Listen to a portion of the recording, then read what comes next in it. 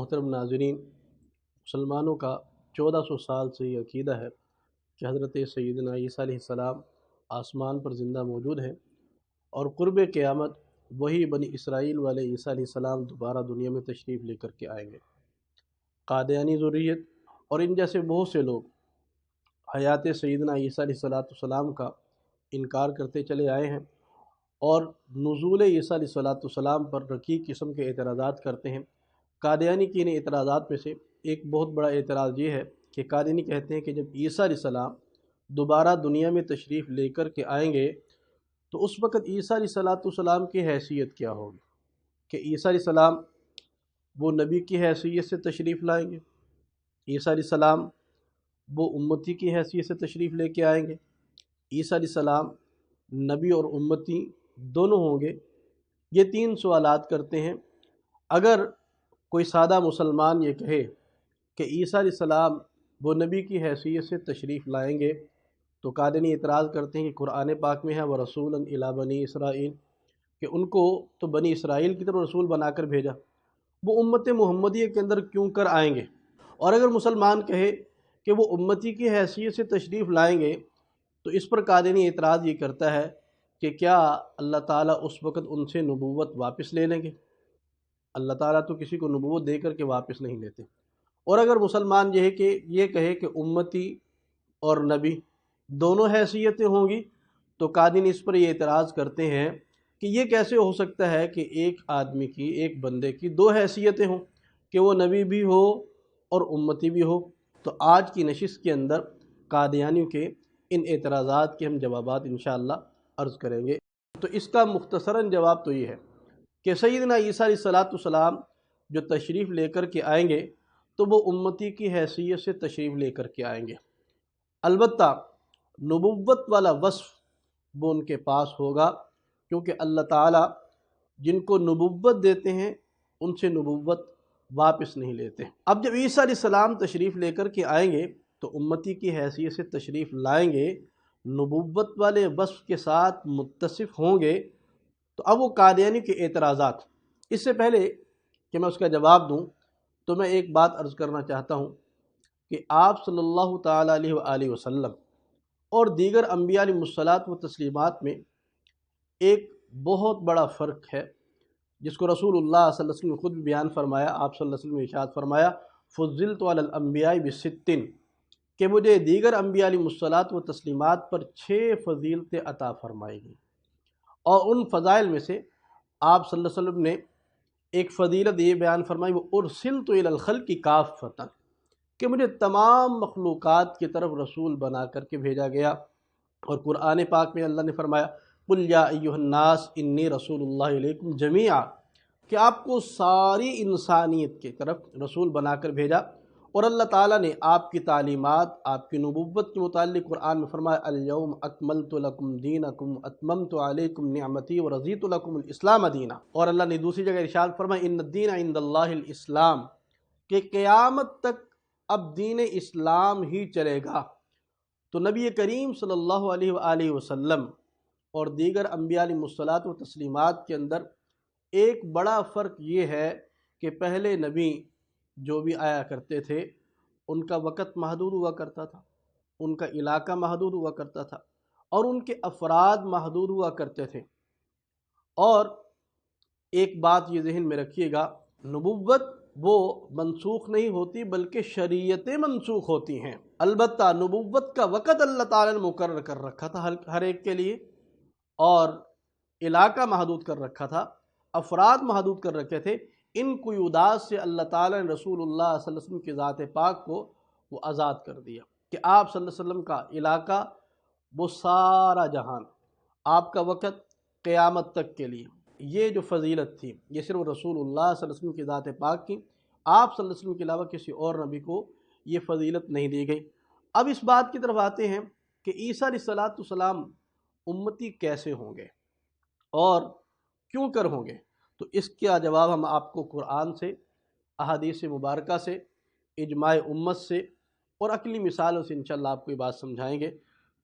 कुरान पाक की आयत सूरह आल इमरान और आयत नंबर 81, जिसको आयत मीसाकुन नबीन कहा जाता है, اللہ فرما رہے ہیں اخذ اللہ میثاق النبیین لما آتیتکم من کتاب و حکمہ ثم جاءکم رسول مصدق لما معکم لتؤمنن بہ ولتنصرنہ، کہ اللہ تعالیٰ یہاں پر تمام نبیوں کی روحوں سے وعدہ لے رہے ہیں آپ صلی اللہ علیہ وسلم کی ذات پاک کے لیے، کہ اللہ فرما رہے ہیں تمام نبیوں کو کہ ہم تمہیں دنیا کے اندر کتاب و حکمت، نبوت اور رسالت عطا کر کے بھیجیں گے، لیکن اللہ فرما رہے ہیں کہ اگر تم میں سے کسی کے زمانہ نبوت کے اندر میرے آخر الزمان نبی حضرت محمد صلی اللہ علیہ وآلہ وسلم وہ مبعوث ہو جائیں اور ان کی نبوت کا اعلان ہو جائے، تو تم میں سے جو ان کا زمانہ پائے وہ ان پر ایمان بھی لے کر کے آئے اور ان کی مدد اور نصرت بھی کرے۔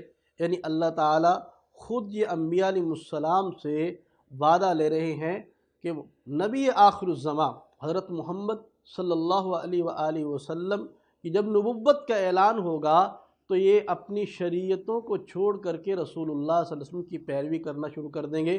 اسی کو تو امتی کہا جا رہا ہے۔ یعنی اس سے پتہ چل رہا ہے کہ اللہ تعالیٰ سب نبیوں سے یہ وعدہ لے رہے ہیں کہ آپ صلی اللہ علیہ وسلم کا امتی ہونا اگر پڑے تو ان کو قبول کرنا پڑے گا۔ اور اسی کی تائید کے اندر حدیث پاک حضرت علی کرم اللہ وجہہ الشریف ان سے روایت ہے، فرمایا لم یبعث اللہ عز وجل نبیا آدم فمن بعدہ الا اخذ علیہ العہد فی محمد صلی اللہ علیہ وسلم لئن بعث وهو حی لیؤمنن بہ ولینصرن وَيَأْمُرُهُ وَيَأْخُذُ الْعَهْدَ عَلَىٰ قَوْمِهِ فَقَالَ وَإِذْ أَخَذَ اللَّهُ مِيثَاقَ النَّبِيِّينَ۔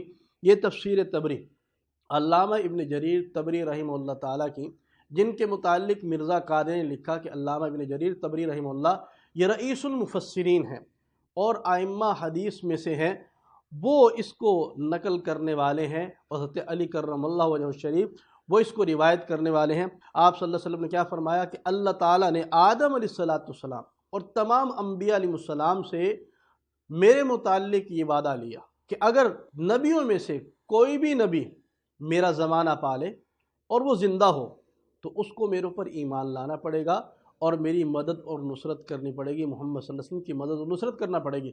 تو اس حدیث سے بھی پتہ چلا کہ اللہ تعالیٰ نے سب نبیوں سے وعدہ لیا آپ صلی اللہ علیہ وسلم کی مدد اور نصرت کرنے کا اور آپ صلی اللہ علیہ وسلم پر ایمان لانے کا۔ تو عیسیٰ علیہ السلام اللہ تعالیٰ نے ان کے ذریعے سے اس وعدے کو پورا کروا دیا کہ عیسیٰ علیہ السلام جب دنیا میں دوبارہ تشریف لے کر کے آئیں گے تو اپنی طرف سے ذاتی طور پر اور باقی تمام انبیاء علیہ السلام ان کی طرف سے وکالت کے طور پر آپ صلی اللہ علیہ وسلم پر ایمان لے کر کے آئیں گے اور اس وعدے کو پورا فرمائیں گے۔ اس پر قادیانی ایک اعتراض کرتے ہیں، وہ کیا؟ وہ کہتے ہیں کہ یہ کیسے ہو سکتا ہے کہ سیدنا عیسیٰ علیہ السلام نبوت ان کے پاس ہو، وہ نبی کی حیثیت رکھتے ہیں اور اس کے باوجود وہ اپنی نبوت یعنی شریعت چلا نہیں سکتے؟ تو اس کا سادہ سا جواب یہ ہے کہ اللہ تعالیٰ نے جب باقی شریعتوں کو منسوخ کر دیا تو وہ اپنی شریعت کیوں کر چلائیں گے؟ جب نبی کریم صلی اللہ علیہ وسلم نے ارشاد فرما دیا کہ وہ خود بھی اسلام پر عمل کریں گے اور پوری دنیا کے اندر اسلام کو پھیلائیں گے، تو پھر یہ سوال کیوں کر پیدا ہو سکتا ہے؟ اور یہ سوال کرنا کہ کیا ایسا ہو سکتا ہے کہ نبوت کے ہوتے ہوئے اپنی شریعت کو نہ چلایا جائے؟ تو میں شریعت کے ذریعے سے قرآن و حدیث سے تو ثابت کر چکا، میں اس کو ایک مثال سے ثابت کرتا ہوں۔ اس کی مثال ایسے سمجھیے کہ جیسا کہ پاکستان کا صدر ہے، اگر وہ سعودی عرب چلا جاتا ہے، سعودی عرب جا کر کے بھی تو یہ صدر تو رہے گا، لیکن سوال یہ ہے کہ کیا وہاں پر صدارت چلائی جا سکتی ہے؟ تو یقیناً جواب یہی ہوگا کہ وہاں پر صدارت نہیں چلا سکتا۔ وہ اس لیے کہ صدارت چلانے کا محل نہیں ہے، وہ جگہ نہیں ہے، وہ افراد نہیں ہیں۔ تو ہم بھی یہ کہتے ہیں کہ عیسیٰ علیہ السلام بھی بالکل ایسی ہی ان کی مثال کہ عیسیٰ علیہ السلام کے پاس نبوت تو ہے لیکن نبوت چلا نہیں سکتے، یعنی اپنی شریعت چلا نہیں سکتے، کیونکہ ان کی شریعت چلانے کا وقت نہیں ہے، جگہ نہیں ہے، افراد نہیں ہے۔ اب اس پر ہم مرزا قادیانی کی عبارت کو دیکھ لیں، کیونکہ قادیانی نہ تو قرآن کو مانتا ہے، نہ حدیث کو مانتا ہے، اور نہ ہی امت مسلمہ کے اکابرین کو، ائمہ، مفسرین، محدثین، مجددین، ان میں سے کسی کو نہیں مانتا۔ تو قادیانی کو تو کم سے کم ماننا چاہیے۔ تو ہم مرزا قادیانی سے پوچھ لیتے ہیں کہ وہ کیا کہتا ہے یہ میں آپ کے سامنے عبارت پڑھتا ہوں، یہ روحانی خزائن جلد نمبر 22 اور اس کا صفحہ نمبر 31 ہے کہ مرزا قادری لکھتا ہے، بلکہ جس آنے والے مسیح موعود کا حدیثوں سے پتہ لگتا ہے، اس کا انہی حدیثوں میں یہ نشان دیا گیا ہے کہ وہ نبی بھی ہوگا اور امتی بھی۔ یعنی مرزا قادیانی بھی یہ بات کر رہا ہے کہ جو مسیح آئیں گے وہ نبی بھی ہوں گے اور امتی بھی ہوں گے۔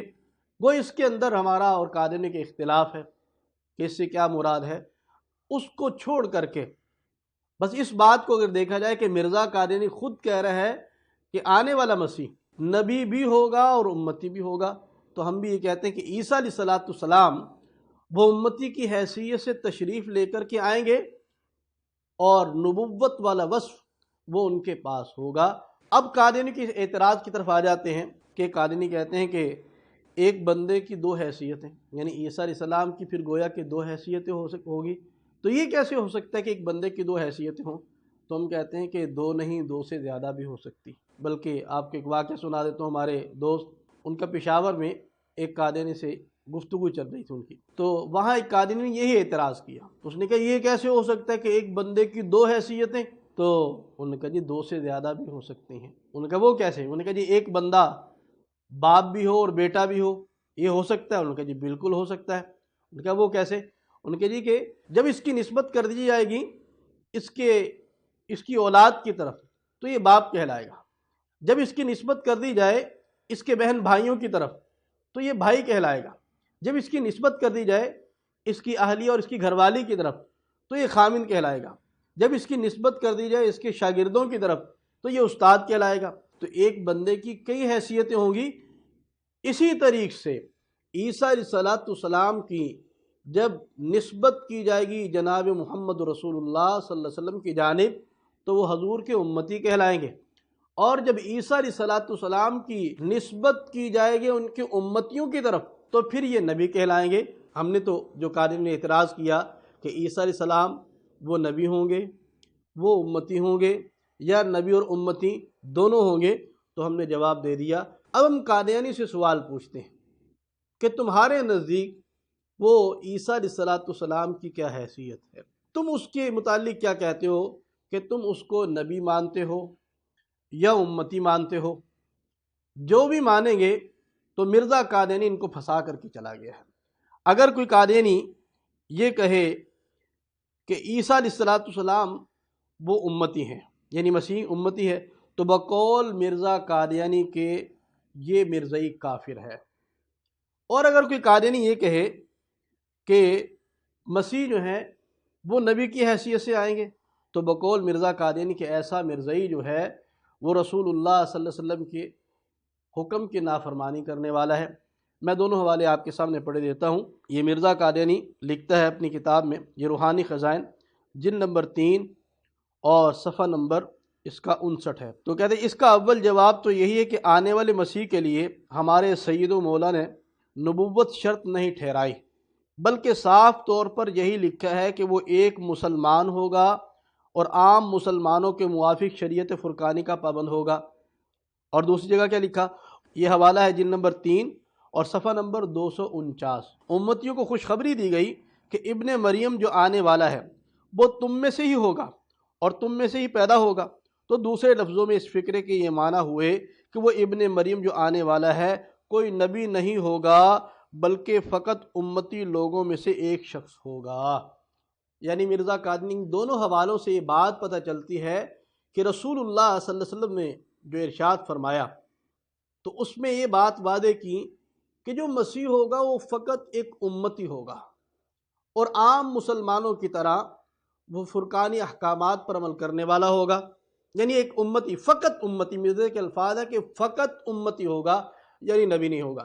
اب اگر کوئی قادیانی مرزے کو نبی مانے تو وہ مرزا قادیانی کی تحریر کے مطابق حضور صلی اللہ علیہ وسلم کے فرمان کی نافرمانی کرنے والا ہے اور آپ علیہ السلام کے حکم عدولی کرنے والا ہے۔ اور اگر کوئی قادیانی مسیح کے متعلق امتی کہے کہ وہ نبی نہیں ہے، صرف امتی ہے، تو اس کے متعلق مرزا قادیانی کیا لکھتا ہے؟ اور کہتا ہے جو شخص امتی کی حقیقت پر نظر غور ڈالے گا وہ ببداہت سمجھ لے گا کہ حضرت عیسیٰ علیہ السلام کو امتی قرار دینا ایک کفر ہے، یہ روحانی خزائن جلد نمبر 21 صفحہ نمبر 364۔ تو اب مرزا قادنی یہ لکھ رہا ہے کہ جو بندہ مسیح کو، عیسیٰ علیہ السلام کو امتی قرار دے گا تو وہ بندہ کافر ہو جائے گا۔ اب جو مرزائی اپنے بناسپتی مسیح کو، مرزا قادیانی کو، وہ امتی بھی کہہ رہا ہے اور نبی بھی کہہ رہا ہے، تو دونوں صورتوں کے اندر پھنستا ہے۔ اگر اس کو وہ نبی کہہ رہا ہے تو حضور کی نافرمانی کرنے والا، اور اگر امتی کہہ رہا ہے تو مرزا قادنی کہتا ہے کہ یہ بندہ کافر ہوگا۔ تو ہم مرزائیوں سے سوال پوچھتے ہیں کہ تم بتاؤ کہ تمہارے نزدیک مسیح کی کیا حیثیت ہے؟ کیا وہ نبی ہیں، امتی ہیں، یا نبی اور امتی دونوں ہیں؟ اور اگر دونوں ہیں تو مرزا قادنی کی ان دونوں عبارتوں کا کیا حل نکالو گے تم؟ اللہ تعالیٰ مرزائیوں کو بھی سمجھ عطا فرمائے۔ میں دعا کرتا ہوں اور التجا بھی کرتا ہوں قادیانی سے کہ قادیانیوں، تم صرف خالی الذہن ہو کر کے مرزا قادنی کی عبارات کو پڑھ لو، مرزا قادنی کی تحریرات کو پڑھ لو، تو میں قسم اٹھاؤں تو حانث نہیں ہوں گا کہ کوئی مرزائی جو دیانتداری کے ساتھ مرزا قادیانی کی عبارات کو پڑھے گا وہ بعد میں مرزائی نہیں رہے گا۔ اللہ تعالیٰ ان تمام قادیانی کو بھی ہدایت عطا فرمائے اور پوری امت مسلمہ کو اس فتنہ سے محفوظ رکھے۔ وآخر دعوانا ان الحمد للہ رب العالمین۔